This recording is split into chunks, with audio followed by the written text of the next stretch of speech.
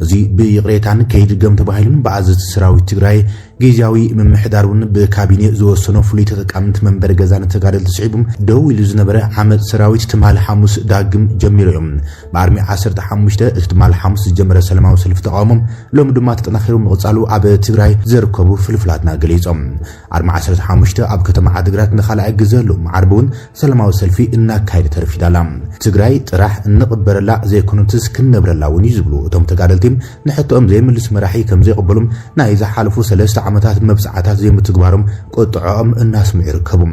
ትማልካ በመቐለ ዓድግራት መቐለ መንገዲ ዓጽሎም ዝነበሩም አባላት አርሚ 15 ሕቶም ብጭቡጥ መልሲ ክሳብ ዝረኽቡም ክቕጽሉ ምዃኖም እዮም ተሓኒዮም ዘሎም እቲ ሰላማዊ ሰልፊ እቲ አርሚ ጥራሕ ዘይኮነ ካልኦት አርምታቱን ክሕወስኦ ጸዊዖምሎም እቶም ህይወቶም ንትግራይን ህዝባን ኢሎም ክብር ዋጋ ዝኸፈሉ መናእሰይ አባላት TDF ዝቆሰሉን ዝሰንከሉን ብጾቶም ኣብ መንባር ዝኸውን መግብን ሕክምናን በአግባቡ ስለ ዘይረኽብሉም ኣብ ኣሃዱታት ዘለውን ጽጉም ህይወት ክደፍኡ ዝግደድ ብምህላም አደባባያት ብምውጻእ ሰላማዊ ሰልፍታት ዘካይዱ ኮይኖም ግን ድማ በቲ ዝግብኦም መንገዲ እንትፍታሕ ኣይረኣይን ዘሎም እቲ በዓል ፍሉይ ቅያ ዝኾነ TDF ካብ ጥሪ 15/2017 ጀሚሮም ኣብ ክልተ ዝተገምዑ ኮይኖም እዚ ህወሓት ወለድ ክፍፍል እቲ ጅግና ሰራዊት ድማ ንትግራይ ሕዝውን ከቢድ ዋጋ ይኽፍል ኣይ ዘሎም ሰራዊት ትግራይ ዝበሃል ዝነበረ ገለ ክፋሉ ንህወሓት ተኣማንነቱ ዝኣወጀ ኮይኖም ገለ ክፋል ድማ ናይ ዝኾነ ፖለቲካዊ ሓይሊ መገልገሊ ኣይኸውንን ኣብ ትግራይ ህዝብ ትግራይ ንመኸተ ዝመጻና ኢና ብምባል ቅዋሞም ዘስምዑ ዕጡቃት ምስ መሪሕነቶም ናብ ሓራ መሬት ከም ዝወረዱም ዝገልጾም እቲ ካብ ጽባሕ ሓድሽ ዓመት 2018 ጀሚሩ ኣብ ትግራይ ኣህርታት ሰራዊት ትግራይ ዘካይድዎም ዘለዉ ሰላማዊ ሰልፍታት ተቃውሞም እቲ ኣብ ትግራይ ተፈጢሩ ዘሎ ፖለቲካዊ ቅልውላው ዘርኢ ከም ዝኾነ ዝግለጽ ኮይኖም ብድሕሪ መጋረጃ ብዛዕባ ዘለዎ መራሕቲ ድማ ብዙሕ ርእይቶታት እዮም ዝወጹ እቲ ሕቶ ሰራዊት ግቡእ ዋላ እንትኾነ መራሕቲ ህወሓት ፕሬዚደንት ጊዜያዊ ምምሕዳር ታደሰ ወረደ ካብ ስልጣኑ ንክእለም ዳግም ጸቕጢ ናብ ምግባር ከም ዝኣተውን ኣመራርሓ ሰራዊት ተጠቂሞም እቲ ጸቕጢ ይሰርሕሉ ከም ዘለዎ ይዝግለጽ ዘሎ ብመሰረት ካብ ከተማ መቐለ ዝወጽ ዘሎ ሓደሽቲ ምዕባለታት ብዶክተር ደብረጽዮን ገብረ ሚካኤል ዝምራሕ ህወሓት ብሕቡእ ፕሬዚደንት ታደሰ ወረደ ንክእለን ካብ ቀበሌ ክሳብ ክልል ከምኡን አመራርሓ ሰራዊት ሒዞም ይንቀሳቀሱ ከም ዘለውን ጎናዊ ሚስጥራዊ መንግስቲ ኣጣይሾም ዝብሉ ሓበሬታት ወጽመሎም ኣብ መቐለ ዶክተር ደብረጽዮን ገብረ ሚካኤል ዝመርሖም ሕጉ መንግስቲ ከም ዘለውን ካብ ክልል ክሳብ ቀበሌ ኣወዳድባ ዘለውን ዝተፈላለዩ ማሕበራት ዘለዎም ምዃኖም ምንጭታት ሓበሬታ ይገልጾም ህወሓት ነበር ጊዜያዊ ምምሕዳር ጌታቸው ረዳ ብሓይሊ ካብ ስልጣኑ ዝዓልዩ ኮይኖም ሕዚ ድማ ጀነራል ታደሰ ወረደም ተርኡ ዝበጽሐ እዩ ዝመስል ይብሉም ነዚ ኩነታት ዝገልጹ ዘለዉ ፍልፍላት ኣብ ዝሓለፈ ሰሙን ኣብ ደቡብ ትግራይን ዓፋርን ዘጋጠመ ጎንጽዒቡም ጊዜያዊ ምምሕዳርን ህወሓትን ዘርግሕዎ መግለጺ ዘይረኸብን ንባዕሉ ዝገራጮን መግለጺ ነይሮም ህወሓት መንግስቲ ፌደራል ኩናት ምውላዕና ስራሕ መጽኡ ኣብ መወዳእታም ንስምምዕነት ፕሪቶሪያ ጥሕሱ ኣብ ልዕሊ ሰራዊት ትግራይ ደብዳብ ድሮን ምፍጻሙ ዝኸስስ ኮይኖም ኣብ ልዕሊ እቶም ኣብ ሓራ መሬት ዝንቀሳቐሱ ሸፋቱ ዝበሎም ሓይልታት ሰራዊት ሰላም ትግራይውን ስጉምቲ ከም ዝወስድ ይዝሕነም ጊዜያዊ ምምሕዳር ድማ ወጥሪ ካድ ጸገም ትግራይ ውሽጣዊ ምዃኑ ኩሎም ዝተዓጠቑን ዘይተዓጠቑን ሓይልታት ትግራይ ናብ ድርድር ብምቕራብ ብሔራዊ ምርዳእ ክግበር እዩ ጸዊዖም ሻዕብያ ኣብ ትግራይ ዝገብሮ ምትእታውን በትሪ ከም ዘጠንቀቐ ዝፍለጥ እዮም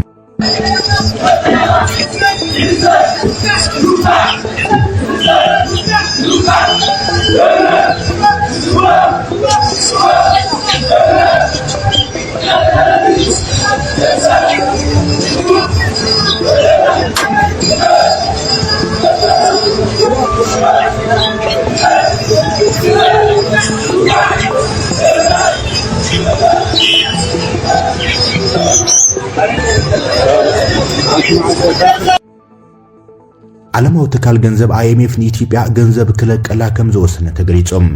ሰራሕተኛታት IMF ናብ ኢትዮጵያ ዝገብርዎ ጉዕዞ ተልእኾም ዛዚሞም ኣብ ዝቕጽሉ ሰሙናት ድማ ዘተ ብመንገዲ ቨርቹዋል ከም ዝቕጽሉ ገሊጾም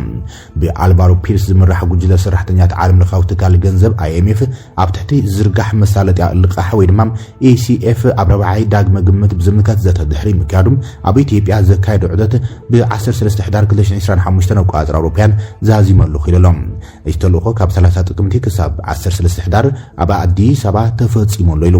ኣብ መወዳእታ ናይቲ ዑደት ሚስተር ፒርስ እታ ጋንታም ኣብ ረብዓይ ግምጋም መሳለጥያ ልቃሕ ACF ብደረጃ ሰራሕተኛታት ናብ ስምምዕ ጽቡቕ ምዕባለ ከም ዝራይን ብምግላጽ ዘተ ኣብ ዝቕጽሉ ሰሙናት ብተግባር ክቕጽሉ ኢሉ በስልጣን ኢትዮጵያ ንዝገበሩልና ምዉቕ ኣቀባብላን ኣፍራይ ዘተን ነመስግን ድማ ኢሉ እቲ ጉጅለ ኣለዎ ኣብቲ ልኡኹ ጉጅለ IMF ምስ ሚኒስተር ፋይናንስ ኣሕመድ ሸደም ኣመሓዳሪ ሃገራዊ ባንኪ ኢትዮጵያ ዶክተር ኢዮብ ተካልኝ ካልኦት ላዕለዎት ሓለፍቲ ርክብ ኣካይዱ እቲ ጉጅለ ምስ ወከልቲ ባንክታት ውልቀ ትካላትን እውን ዘተ ኣካይዱ ሚስተር ፒርስ ተወሳኺ ዝርዝር ሓበሬታ ከይሃቦም ውሕዳት ዘይተፈትሑ ጉዳያት ተሪፎም ኣለዉ ስዒቦም ዝመፁ ዘታት ድማ ብተግባር ክቕፅሉ ምዃኖም ገሊፆም ፈጻሚ ቦርድ IMF ኣብ 2025 ዓንቀጽ 4 ምስ ኢትዮጵያ ዝገበሮ ምምኽኻር ጎና ጎኒ ሳልሳይ ዳግመ ግምት ናይ 48 ኣዋርሕ ምድላው መስርሕ መሰረት ያለቓሕ ዝዛዘመሉ ዕለት ሓምለ 2025 እዮም እቲ ውሳነ ንኢትዮጵያ ዘድልያ ሚዛን ክፍሊትን ፊስካላዊ ፋይናንስን ንምምላእ ዝሕግዙም ኣስታት 262.3 ሚልዮን ዶላር ኣሜሪካ ብቁልጡፍ ክልቀቕ ምዃኑ ኣሚቶም ምዛም እቲ ዳግመ ግምት ኣብ ትሕቲ እቲ ምድላው ዝነበረ ጠቕላላ ምውፃእ ገንዘብ ኣስታት 1.873 ቢልዮን ዶላር ኣሜሪካ ከም ዝኾነ ሓቢሮም ኣብ ወርሒ ሓምለ ዘውፅኦ ጸብጻብ IMF ኢትዮጵያ ካብተን ዝለዓለ ደረጃ ዕዳ IMF ዘለዎን ሃገራት ኣፍሪቃ ዝርዚርዋ ኣብ ወርሒ መስከረም 2025 ዝተዘርግሐ ናይ ሓባር ገምጋም ባንኪ ዓለምን IMFን ኣብ ቁጠባዊ ኣጠማምታ ኢትዮጵያ ጽኑዕ መጠንቀቕታ ብምሃብ ናይ ደገ ዕዳ እቲ ሃገር ዘላቕነት ከም ዘይብሉ ብምእዋጅን መንግስቲ ድሮ ኣብ ጭንቀት ዕዳ ከም ዝርከብ ኣረጋጊጾም ኣብ መንጎ ህወሓትን መንግስቲ ፌደራልን ዳግም ኣንሳዒሩ ዘሎ ወጥሪ ኣብ ዓለምና ናብ ቀረባ መጻኢ ከቢድ ሓደጋ ከስዕብ ከም ዝኽእል ተፈሪሕሎም ሽዑኳ ህወሓትን ፌደራልን ድሕሪ ስምምዕነት ፕሪቶሪያ ብሰላማዊ መንገዲ ተቀራሪቦም ብሓባር ክሰርሑ ተጽቢትን ተነብሮም እቶም ተስፋታት ግን ዳርጋ ዝበነን እዮም ዝመስሎም ክልቲኦም ተፈራረምቲ ስምምዕነት ፕሪቶሪያ ዝኾነ ወገናት ንካልእ ወተሃደራዊ ወጽሚ ምድላዋቶም ይጻፉ ከም ዘሎም እዮም ተዓዘብቲ ዝገልጾም እቲ ስምምዕነት ዝፈሸለሉ ኩነታት ነቲ ኣብ ክፍለ ዘመናም ዕናዊ ዝተባሃለ ኩናት ትግራይ ንክብል ስምምዕነት ፕሪቶሪያ ንክፍረም ዝገበረት ኣሜሪካ ተፈጥሮ ካብ ዝነበረ ጸቕጢ ወጽያ ብምህላም ምዃኑ ብዙሓት ይሰማምዑሎም ህወሓት ቅድሚ ሰሙን ኣብ ዘርግሖ መግለጺውን ፍሉይ ልኡኽ ኣሜሪካ ማይክ ሃመር ብምኽንያት ምምጻእ ምምሕዳር ትራምፕ ምውፅኡ ስዒቦም ክፍተት ከም ዝተፈጠረን ኣሜሪካ ነዚ ጉዳይ ብቐሊል ክትሪኦ ከም ዘይብላን ዳግም ገጻ ክትመልስን ጸዊዑ እዮም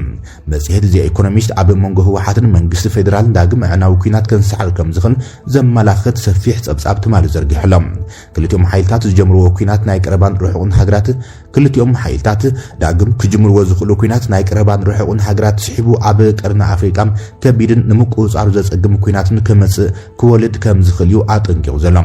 እዚ ካብ ቀረባ እታ ምስ ኢትዮጵያ ናብ ውጥረት ኣትያ ዘላ ኤርትራ ይኹን ከምኡውን ሃገራት ወሽመጥ ዓረብ ጎቲቶም ከእትወን ከም ዝኽእል እዩ እቲ ትንታነ ዘ ኢኮኖሚስት ኣመልኪቱ ዘሎ ህወሓት ንዘይተርፍ ኩናት ዝበሎ ይዳሎ ከም ዘሎን መንግስቲ ፌደራልን ከምኡ ዝበለ እቲ ጸብጻብ ከይረፈደም ኣሜሪካ ትኹረት ገይራ ንምፍትሑ ጻዕሪ ክትገብር ከም ዘለዋ ገሊጾሎም ብፍላይ እቶም ንሽልማት ሰላም ኖቤል ዝሰርሑ ዘሎም ፕሬዚደንት ኣሜሪካ ዶናልድ ትራምፕ ኣብ መንጎ ህወሓትን መንግስቲ ፌደራልን ክውላዕ ዝኽእል ኩናት ዳግም ነቲ ዞባም ሙሉእን ኪንዩን ዓብዪ ሓደጋ ሒዙ ይመጽእ ብምሎም ብቕልጡፍ ኢዶም ክእትውን ክልቲኦም ተጻባእቲ ሓይልታት ከደራድርዎምን ጸዊዑ ኣሎ ዘ ኢኮኖሚስት ንሽልማት ኖቤል ኣብ ዝገብርዎ ጉዕዞ እቲ ዞባዊ ሓደጋታት كسب زخل تدقيس زلو كينات بريزيدنت ترامب كترفوهم كسرحو اتزابصاب ጠቂሞሎም ዋሓትን ፌደራልን ኣብዚ እዋን እዚ ሕድሕዶም ዝካሰሱ ዘለው ኮይኖም ብግልጽን ምትፋይም ዳግም ዝተሓናኑ ዘሎም መንግስቲ ፌደራል ኣብ ዝሓለፈ ሰሙን ኣብ ክልል ዓፋር ጥሒሶም ኣትዮም ኢሎም ኣብ ልዕሊ ዝኸሰሶም ዕጡቃት ዋሓት ዝበሎም መጥቃዕቲ ድሮን ከም ዝፈጸመ ተገሊጾም ዋሓት ኣብ ልዕሊ ሰራዊት ትግራይ መጥቃዕቲ ድሮን ተፈጺሙ ብምባል መንግስቲ ፌደራል ስምምዕነት ፕሪቶሪያ ብምጥሓስ ከሲስዎም ካብ ወገን መንግስቲ ፌደራል ግን ብዛዕባቲም ኣብ ልዕሊ ዕጡቃት ዋሓት ዝበሎም ዝፈጸሙ መጥቃዕቲ ዝበለ ነገር የለን እዮም እንተኾነ በቲ መጥቃዕቲ ድሮን 17 ዕጡቃት ሓይልታት ትግራይ ከም ዝተቆተሉን 19 ድማ ከም ዝቆሰሉን ሓደ ፍልፍል ሓበሬታ ዋሓት ንኤፍፒ ገሊጾም እቲ ዳግም ዝተራእየ ናይ ግጭት ኣጋጣሚ ድማ ንስምምዕነት ፕሪቶሪያ ከፍርሶ ከም ዝኽእል እዩ ተፈሪሑ ዘሎ كبير متنقطع قبل علي أسمرا كاب عدي سبا داغم وصلهم منستر ጉዳያት ወጻኢ ኢትዮጵያ ጌዶን ጢሞቴዎስ ኤርትራ ካብ ጉጊ ፖሊሲ አክትቆጠብ ንማሕበረሰብ ዓለም ተሪር ዝተባህለ ጻውዒ ተቅሪቡም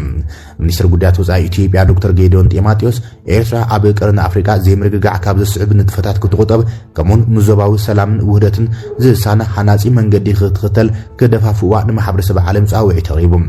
እቲ ሚኒስትር ሆርን ሪቪውን ዩኒቨርሲቲ አዲስ አበባን በሓባር ኣብ ዘዳልዎ መድረኽ መንግስቲ ኤርትራ ካብቲ ኣብ ልዕሊ ኢትዮጵያን ዞባን ዝኽተሎ ጉጊ ፖሊሲ ከውጽዎም ናብ ብሩህን ምትሕባርን ዘለዎ መጻኢ ዝዓለመና ኣሽቱ ዝጭበጡ ስጉምታት ክወስድ ከተባብዑ ወጸዊዖም